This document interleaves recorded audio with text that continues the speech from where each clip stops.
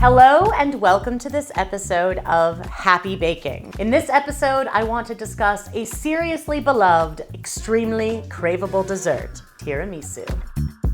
Tiramisu is a dreamy combination that traditionally layers coffee-soaked ladyfingers with a creamy mascarpone filling for a truly dreamy result. What I love most about it is how easy it is to make, but also how makeahead friendly it is. And there's so many ways you can tweak this tasty concept to turn the flavors on their head and make it your very own. In this episode, I'll teach you all about the components of a classic tiramisu, how to make your own ladyfingers, and of course, how to assemble it. Then I will take you on a journey through the sweet recesses of my mind to come...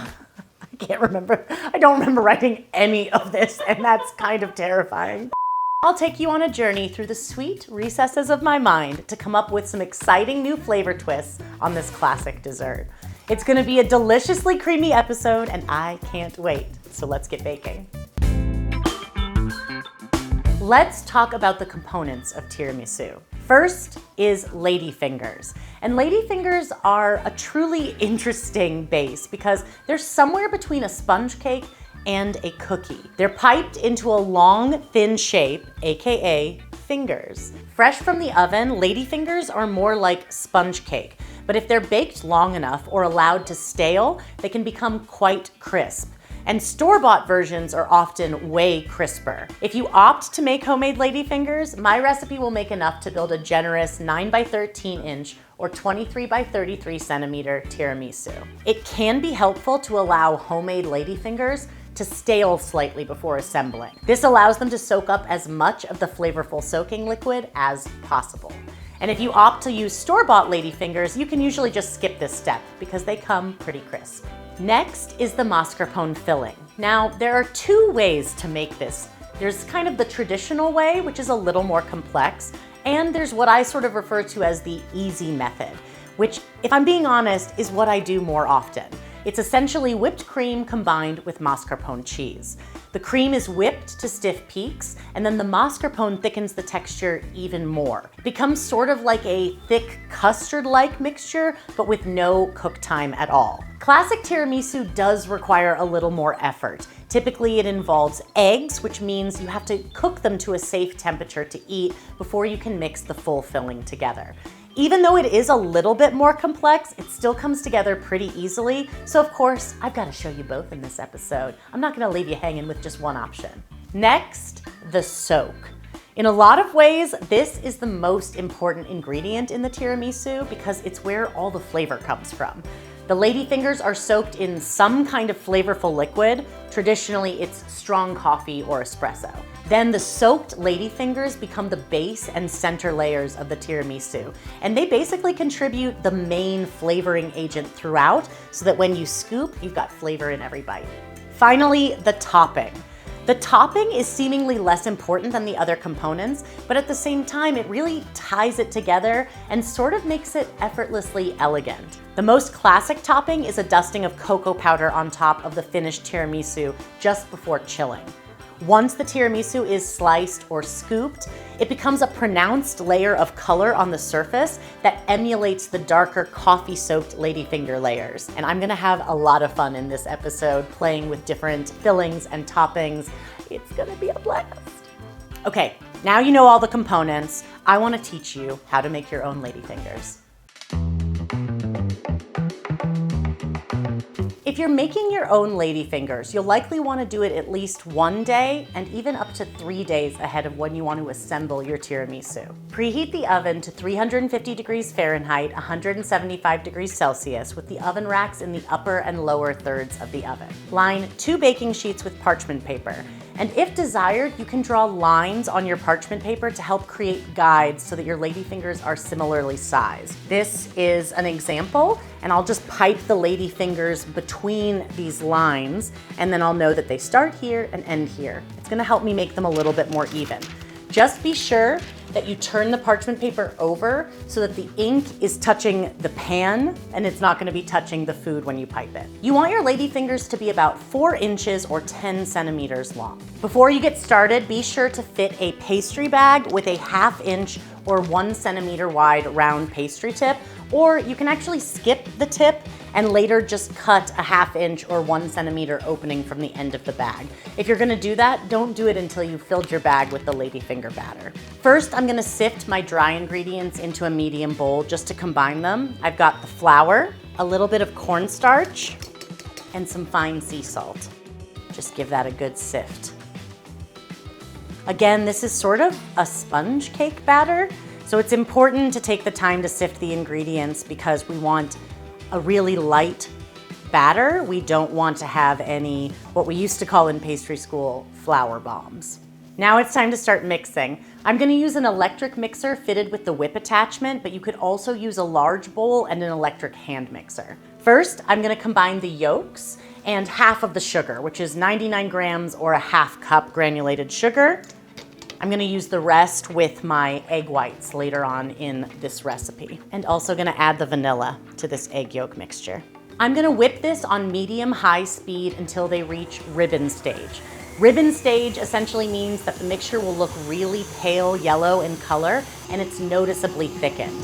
When I dip the whip attachment into it and lift it up, it should form a thick ribbon. That's why it's called ribbon stage. Next, I need to whip up the egg whites. And I actually think this is one of the barriers for a lot of people of making sponge cake or something like ladyfingers at home, is that you need 2 mixer bowls, 2 whips, and while of course I have plenty here in the Happy Baking Kitchen, I know a lot of you at home don't necessarily. And that's why I wanna make sure to mention that you can mix either of these or both with a hand mixer just in a large bowl. But in this case, I'm armed with many a bowl and many a whip, so we'll just carry on.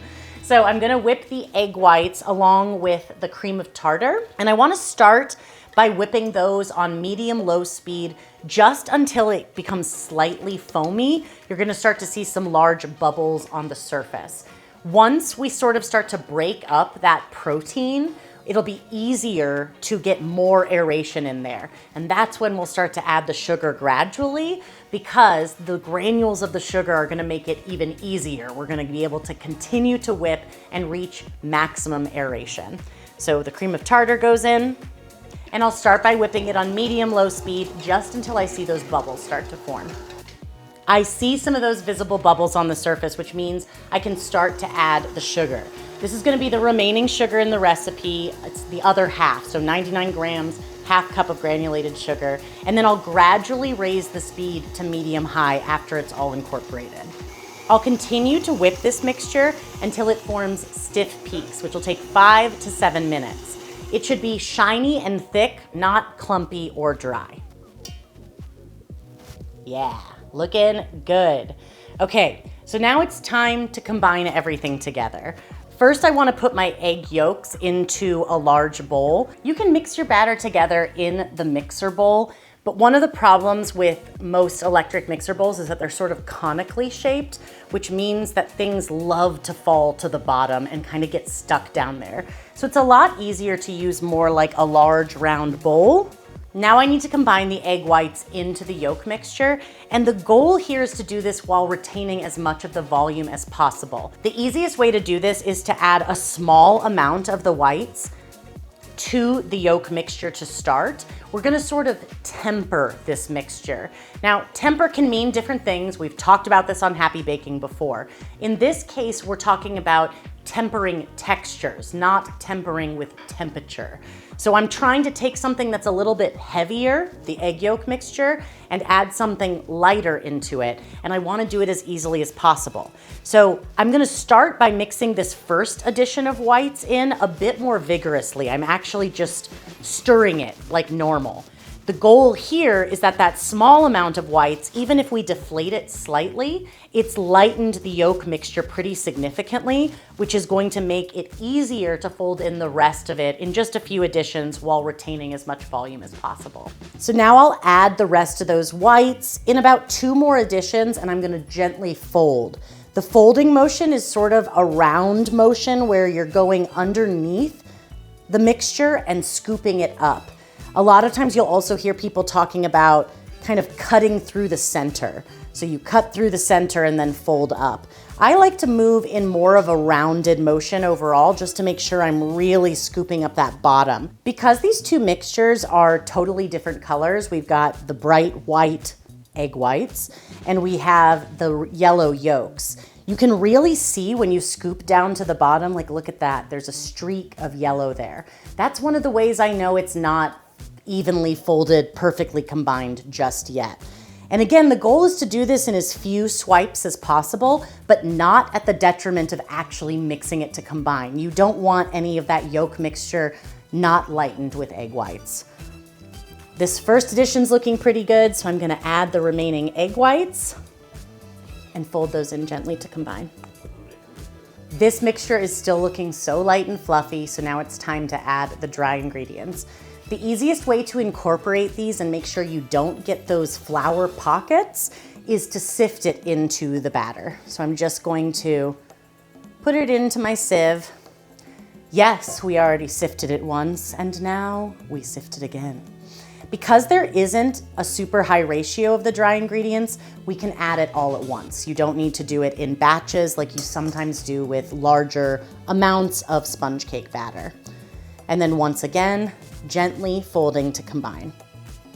Right now, I'm pretty sure that I fully mixed it, but I'm just gonna give it a couple more folds just to make sure, and I'm really scooping to the bottom to make sure I don't see any darker yellow bits, any pockets of flour, and I don't. So I think I'm ready to transfer it to my piping bag.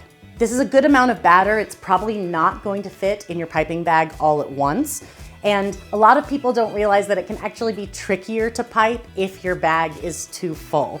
So I tend to advise people at home to only fill it about halfway full, though you can go kind of up to about 2/3 of the way. And then we'll just refill as needed. The other reason that this is important is because the action of squeezing the bag is going to deflate the batter slightly. So if we fill the bag super duper full and we're applying pressure over and over again, the last couple that we're going to do are going to be looser than the first few that we did. Using the guides I made on my parchment paper, I'm gonna pipe these into 4-inch or 10-centimeter strips or fingers on the prepared baking sheets. You wanna leave a good amount of space between them. They're not gonna spread a lot, but we want some air circulation ability in the oven while they're baking, and we also wanna make sure that they don't end up growing together in the oven. Piping something like this can be kind of intimidating, but remember that once we actually build the tiramisu, you're not really gonna see the shape of these. So it's most important that they're approximately the same size just for evenness of baking, more so than the look. If they're a little wonky, don't be hard on yourself. If anything, this is a really nice time to practice piping. To pipe, you generally wanna start applying soft, gentle pressure to the bag, and you wanna just keep that pressure steady as you pipe and move in a straight line. When you get to the end, stop applying pressure and then draw the tip of the bag back up away from where you ended. That way you don't have like a long tail that comes up. And actually what's so funny is once you get good at piping, it is so hard to do it slow. So the one I did slow is like not as straight, it has a fatter end, and it's because it's tricky. And I think that's actually one reason why people at home end up with wonky things, because they're so nervous that they're going slow. But when I actually start to move quickly, look at that. All right, I'm gonna keep going till I've piped all the batter and filled both baking sheets. I'm gonna put the ladyfingers into the oven, and I wanna bake them until they become lightly golden brown, about 16 to 20 minutes. The best way to determine doneness is a little bit more like a cake. I'll use my finger towards the center to touch very gently, and they should actually spring back lightly. And then once the ladyfingers come out of the oven, I sift powdered sugar all over the surface and then let them cool completely on the tray.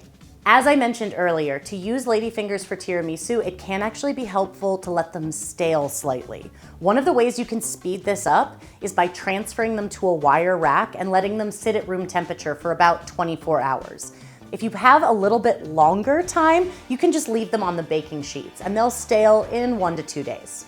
For longer term storage, transfer the ladyfingers to an airtight container or storage bag. They'll keep at room temperature for about 3 days. They will sometimes keep longer, but they'll either go stale or they can actually get kind of soft. So just be aware, you can sometimes keep them more like 5 or 6 days. They can also be frozen for up to 3 months. Just thaw them at room temperature before using. The base of any tiramisu is the creamy, rich mascarpone filling. And my favorite version, which I sort of refer to as easy tiramisu, it's so simple to make. When you do an internet search for tiramisu, you're gonna see the classic method, which is a little bit more involved, and don't worry, I'll show you that too. But this one is nice and simple. It's gonna come together in just a couple minutes using the electric mixer, and it really has the same flavor and textural payoff with a lot less effort and less ingredients. This process begins just by making whipped cream, and then the mascarpone is added at the end, which ends up making it thicker, a more custard-like filling. To make it, I'm gonna fit an electric mixer with a whip attachment, or you could use a hand mixer in a large bowl if you prefer. I'll start by whipping the cream, the granulated sugar. I'm also gonna add some brown sugar. This is not necessarily strictly traditional, but we'll talk about that later. I'm also going to add some vanilla and then some fine sea salt. I'll whip this on medium-high speed until it reaches medium peaks. Okay, my cream is nice and thick, so now I'm going to add the mascarpone. I'm just gonna kind of drop that in there. The only thing that can go wrong with this extremely easy filling is kind of over whipping it. If you over mix it, it can become sort of stiff and or clumpy, and we also don't want to risk it becoming grainy. So if you're ever unsure, err on the side of under mixing slightly before adding the mascarpone. I'm gonna whip this on low speed just until that mascarpone is evenly incorporated and the mixture is smooth and thick. This is looking so nice, smooth, thick. This is why I love this filling so much. That literally came together in moments. And as I make the classic filling, which has a few more steps, you're gonna see in the end that the texture and the consistency, everything is really similar. If you're looking for an easier, quick tiramisu, if you wanna go from 0 to tiramisu in 60 seconds, this is. So if you wanna go from 0 to tiramisu in 1 to 2 minutes, this is your easy filling. All right, I'm gonna set this aside for a moment because I do wanna make sure I'm doing tiramisu justice, so I think I need to show you the breakdown of how to make a classic version of this mascarpone filling. I couldn't do an episode about tiramisu without acknowledging the most classic way to make it. But as you can see by my setup here, it's fairly complicated. There's a lot of bowls, a lot of steps to this. However, it does produce a super luxurious, creamy filling. And I also think it'll be fun to compare and contrast between this classic version that has a few more steps and the super simple version. First thing we wanna do is kind of prepare the whipped cream mascarpone base because it's fairly stable and it can hold the longest. So I'm gonna start by whipping the cream in a large bowl. I'm gonna be using a hand mixer today because we have to whip a lot of different components, and it's a lot easier to just remove the beaters and wash those really quick in between than it is to wash the bowl, have multiple bowls, multiple whip attachments. So the hand mixer is our friend in this recipe. I'm gonna start by whipping the cream to medium peaks. Okay. My cream is at, somewhere between soft and medium peaks, a little closer to medium. And I'm going to add the mascarpone now. The mascarpone is gonna continue to thicken this, and we also wanna make sure that it gets added in really well. So if you're ever nervous, err on the side of under whipping your cream slightly because we don't wanna over whip it just trying to get the mascarpone incorporated. Along with the mascarpone, I'm gonna add the vanilla and some salt. Fine sea salt. I'll whisk these together just until they're thick, smooth, and combined.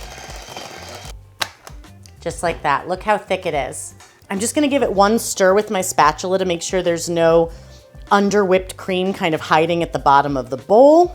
This is fairly stable, so we can set it aside. Since I'm gonna be moving right into making the other ingredients, I don't even necessarily need to refrigerate it, but if it's warm where you are, or if you're at all squeamish about it, you can toss this in the refrigerator while you complete the next steps. The next step is to work on our egg yolk mixture. So in this recipe, we're gonna whip up the egg yolks and also the egg whites, and then everything gets folded together at the end. I'll start by whisking my egg yolks with a portion of the granulated sugar in the recipe. It's 50 grams or a quarter cup of the sugar, and also the brown sugar. I want to point out that brown sugar is not necessarily a traditional addition, but I think it really complements the coffee notes, the alcohol notes of the soak. So I have been putting it in my tiramisu for many years, and I think it's kind of a special addition. I'm gonna start first by just whisking this with a whisk to combine. After I get all the ingredients nice and combined, I'm going to set the bowl over a pot of simmering water, sort of a double boiler setup. The goal is to heat this until the eggs reach a safe temperature. In this case, I'm looking for 120 degrees Fahrenheit or 49 degrees Celsius, and I wanna be whisking it pretty much constantly while it heats, both to aerate the mixture. It should become a little bit pale and thicker, like ribbon stage, but also because I wanna make sure that I don't accidentally cook the eggs by leaving them undisturbed for too long. Okay, perfect. I'm at the right temperature. I'm just going to set my thermometer aside and actually push this aside just a little bit. And I'm gonna mix that egg yolk mixture into the mascarpone mixture until it's fully incorporated. This is pretty easy to do because this is still, even though it's thick and it's at ribbon stage, it's still a fairly thin texture, so it should fold in pretty easily. If you have any difficulty combining this and getting it smooth, you can use a whisk, but a whisk is going to continue to aerate and agitate the mixture, and you could end up kind of over mixing it. It could become sort of grainy or clumpy. Since we want this to be luxuriously smooth, I'm trying to just sort of fold it in just until combined. Beautiful. That's looking really good. All right, once again, I'm gonna set this aside. The final component of this mascarpone base is some whipped egg whites. And once again, they need to be heated to a safe temperature. So we're basically making a very small batch Swiss meringue here because I'm gonna cook the egg whites and sugar together over the double boiler just until they reach that safe temperature, which is 160 degrees Fahrenheit or 71 degrees Celsius. I wanna whisk it the whole time, and then I'm gonna need to whip it actually with my mixer. But typically, because this is such a small amount, I don't mess with trying to operate the hand mixer while also heating it. It just feels like a lot to me. So I just whisk it by hand until it reaches the correct temperature. One of the best indications that it's getting close is that the sugar is fully dissolved. So that's one thing you can look for as you're whipping it. And now I'm just gonna use my hand mixer to whip this to medium peaks. Okay, perfect. My egg whites are nice and light and fluffy. They should be glistening and thick, not clumpy or dry. I'm just gonna clean up a tiny bit here and then we'll fold this together. This is really gonna lighten the mixture. It's gonna make it a little bit fluffier. Okay, beautiful. It's amazing how that small amount of egg whites really lightened the texture of this. It is gonna be so good when we start to build the tiramisu. Now that I have this classic mascarpone filling done, we're ready to assemble both the easy and classic tiramisu. There's one more thing I need to prep before I can assemble my tiramisu, and that is the soaking liquid that the ladyfingers are dipped in. Whatever your soaking ingredient is, you just want to mix those together to combine in a bowl that is wide enough to dip each ladyfinger in. In this case, I'm going to be making my easy tiramisu first, so it's a fairly classic combination. You need either strongly brewed coffee, but I'm using espresso, and then to that I'm going to add kind of our boozy component, which is pretty traditional. You can use either a coffee liqueur or you could use a dark rum, kind of depending on what your personal tastes are. I'm just gonna stir those to combine to make sure that all that flavor is mixed in. And now we can begin the assembly. I have to soak each ladyfinger before I put it into the pan. I have a 9 by 13 inch or 23 by 33 centimeter rectangular baking pan. Working with one piece at a time, I'm gonna remove my ladyfingers. Again, I've been allowing these to stale for a couple of days. I'm just gonna fully submerge into the espresso. and then place it right into the pan. I'll keep going until I've made a full layer of dipped ladyfingers. You don't need to hold the ladyfingers for too long in the coffee mixture. We don't want them to lose all their texture and totally dissolve. We just want to dip each to soak, then transfer it to the pan. And as you place them, you want to put them as tightly together in the pan as possible. You can even slightly overlap them if you like to get very full coverage on the bottom of the pan. But what I tend to do is just break some of the pieces off to make sure I have even coverage. And then you can use the other pieces still to fill in the rest of the pan later. Once they're soaked, look what happened. I had a few, I had 1, 2, 3, 4, 5, 6, 7. I had 7 across. But once they're soaked, they become a lot softer. So look what happens. I can push them together and I can fit one more in there. So I'm going to. You should use about half of the ladyfingers to fill the base of the pan. Next, I'm gonna scoop half of the mascarpone filling on top of the ladyfingers and spread it into an even layer. I've got the first layer of mascarpone in. Now I'm gonna repeat the dipping process, dipping the remaining ladyfingers briefly into the soaking mixture and then arranging them in an even layer, fully covering that mascarpone filling.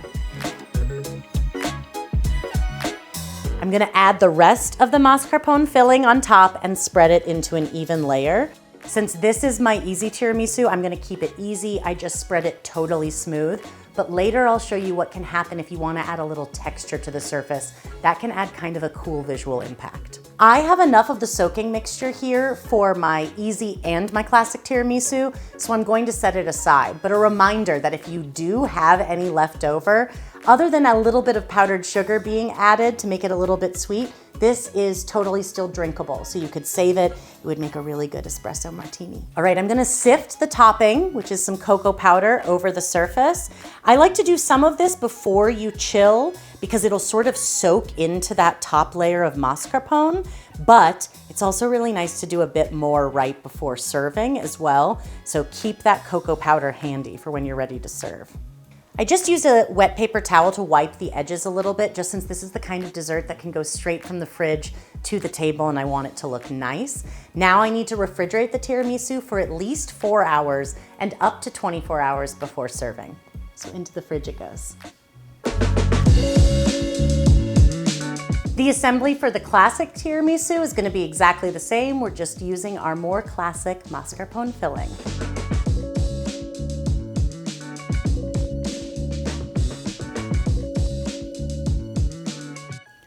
As I finish putting the mascarpone cream on this classic version, I'm gonna leave a little bit of texture on the surface.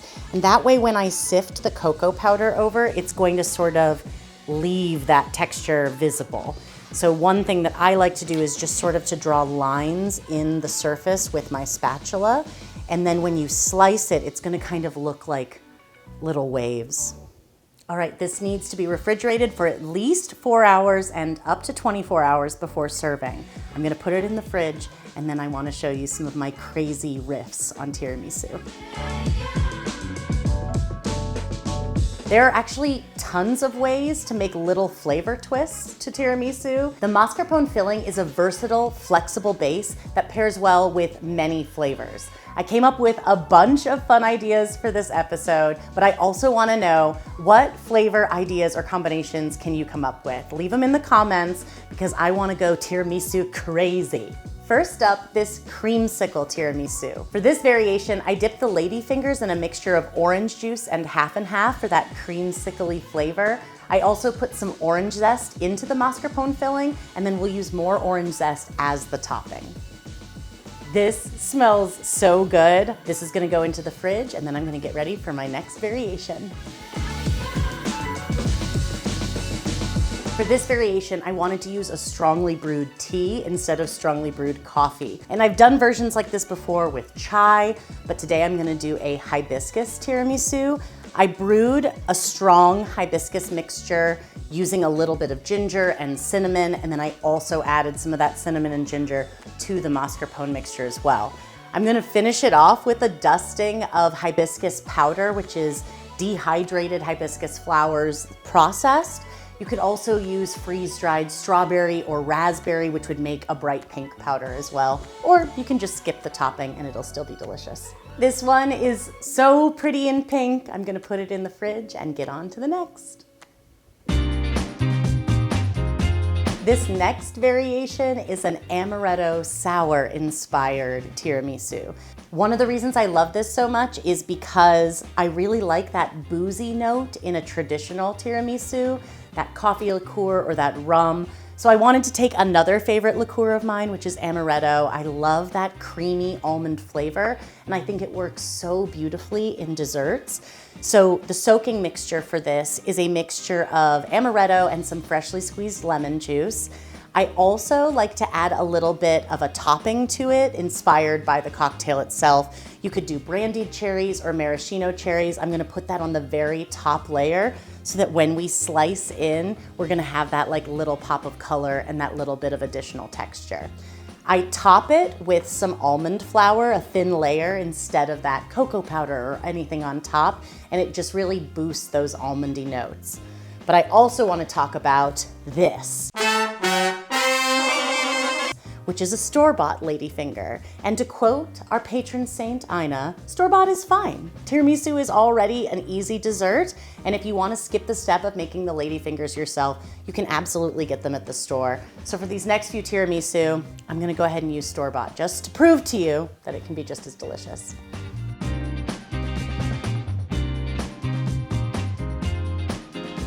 This is looking so beautiful and it smells incredible. I'm gonna get it in the fridge and we'll make the next one.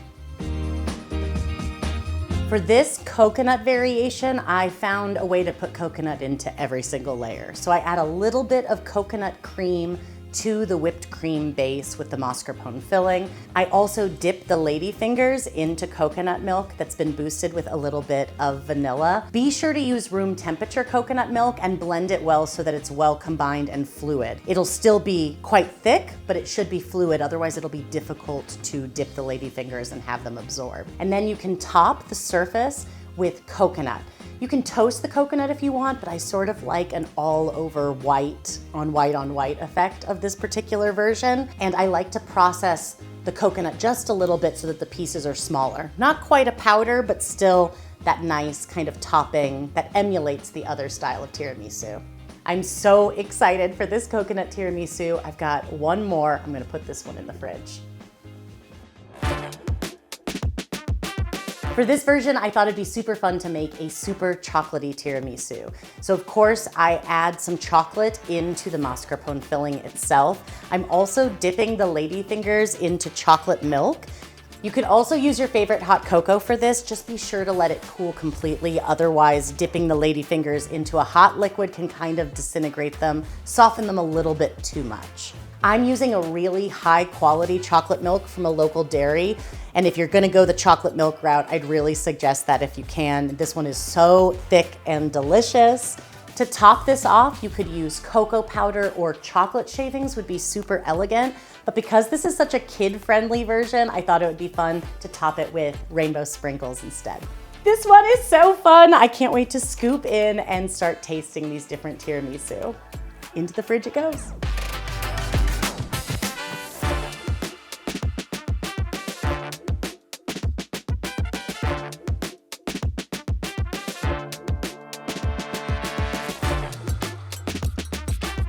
I think I made enough tiramisu. Tiramisu? Is there a plural for tiramisu? Will somebody out there who's Italian tell me? I don't know. That said, I have 7 beautiful tiramisu in front of me. And the script that I wrote for myself says, slice into each tiramisu, Erin takes a bite out of each one, which is impossible. I cannot take a bite out of every single one on camera today. But tiramisu is such an amazing make-ahead dessert that I can enjoy these over the next several days. And I'm also gonna box up a bunch of slices to deliver to my crew and friends and family and neighbors. And it's gonna be really fun getting everyone's response to all of our different riffs. But I think I better just try, we need some classic tiramisu bite here. When I tasted the easy tiramisu and the classic tiramisu side by side, I almost couldn't tell the difference. And that is with knowing which one was which. So now I want to taste them blind and see if I can tell the difference. And my trusty producer will hand me a spoon and I will have my eyes intensely closed. I'm handing you the spoon handle right here. Okay. This is number 1. Bite number 2.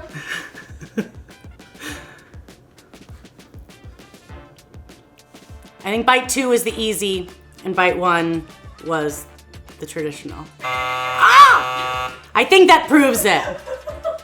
You could go either way with this, guys, and it's gonna be delicious. I loved this episode. Thank you so much for joining me. You can find the recipes for all, yes, all of these yummy tiramisu linked in the video description below or on my website, erinjeannemcdowell.com. And if this video inspires you to bake, please tag me on social media. I love to see what you're making in your kitchens. You can find me at emcdowell on Instagram, at Erin Jeanne McDowell on TikTok, and as Erin Jeanne McDowell on Facebook. Until next time, wishing you lots of happy baking. Yay! Now we gotta make sure we have fridge space for all of these.